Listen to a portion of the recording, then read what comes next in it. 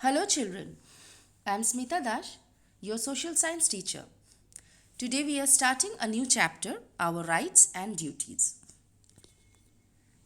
Constitution of India. The Constitution of India is the supreme law of India. The document lays down the framework demarcating fundamental political code, structure, procedures, powers, and duties of the government institutions and set out fundamental rights, directive principles, and the duties of the citizen. Just like you follow the rules in school, people in the country have to follow certain rules too. These rules are written in a book called The Constitution of India. These rules are made so that every Indian can lead his or her life in peace and harmony as a citizen of this country.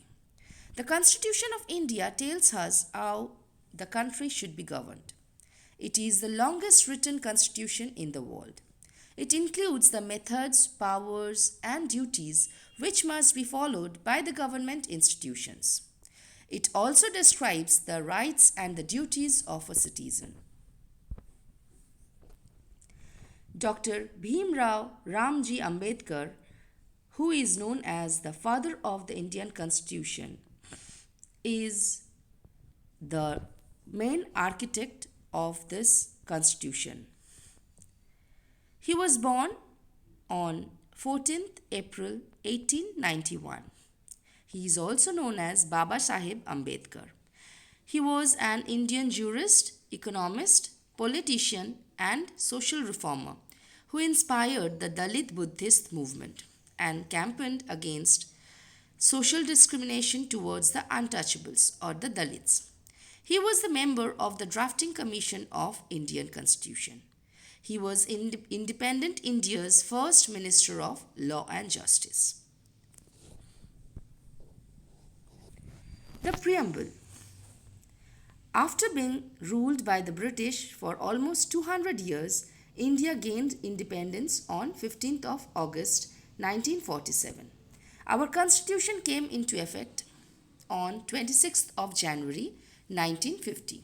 This day since then is celebrated as the Republic Day. The preamble declares India to be a sovereign, socialist, secular, and democratic republic. The objectives stated by the preamble are to secure justice, liberty, equality to all citizens, and promote fraternity to maintain unity and integrity to the nation. A preamble is an introductory statement in a document that explains the document's philosophy and objectives. The difference between the rights and the duties. Rights. These are the rights and freedoms guaranteed by the constitution of some countries of the world to their citizens.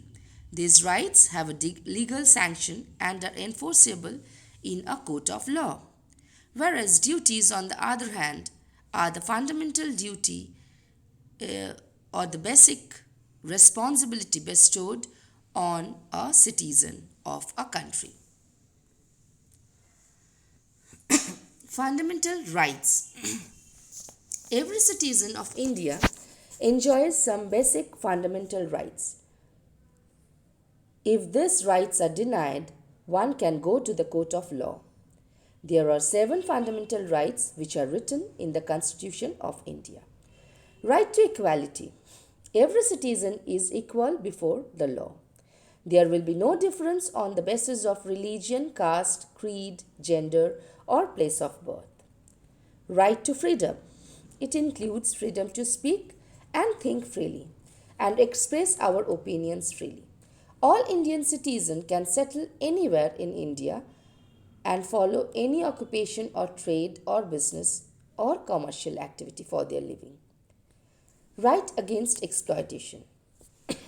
This right protects the citizen from being ill-treated or made to work without pay. No child below the age of 14 can be employed in any kind of labor. Right to freedom of religion. India is a secular country where every citizen has the right to follow any religion. Cultural and educational rights. Every person has the right to get education and also get admission into any educational institution. All groups who are less in number minorities can develop and preserve their culture. Right to constitutional remedies. Every citizen is protected by law and is treated equally. In case if any of the fundamental rights are denied or taken away, a citizen has the right to approach the highest court in the country, that is the Supreme Court. India is also called a parliamentary democracy. The Indian Parliament has two houses, the Lok Sabha and the Rajya Sabha. The Parliament makes law for the entire country. Right to education. Every child between the age of 16 to 14 has the right to get free compulsory education. As a citizen of India, we all enjoy certain fundamental rights. But along with these, we also have certain duties towards our country.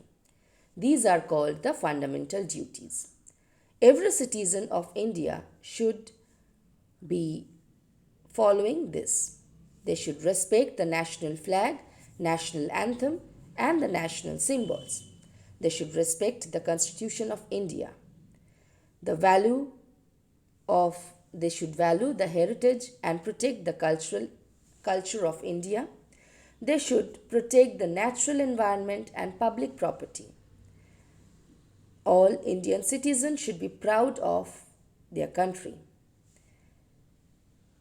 Indian citizens should help in the defense of their country and protect their country in times of danger.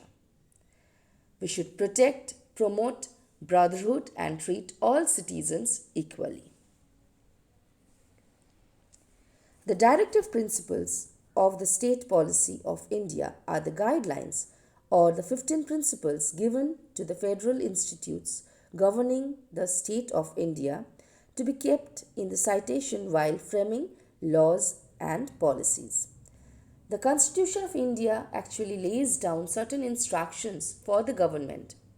The government is expected to keep this in mind while making the laws. These instructions ensure that the government work for the welfare of the people. Some of these guidelines includes to provide work for everyone, equal pay for equal work for both men and women, proper working conditions in area of work, ensuring that every child gets free education, ensuring that the wealth is not concentrated in the hands of only a few rich people and the poor should not be exploited, providing a decent standard of living for everyone. This is all for this chapter. Thank you.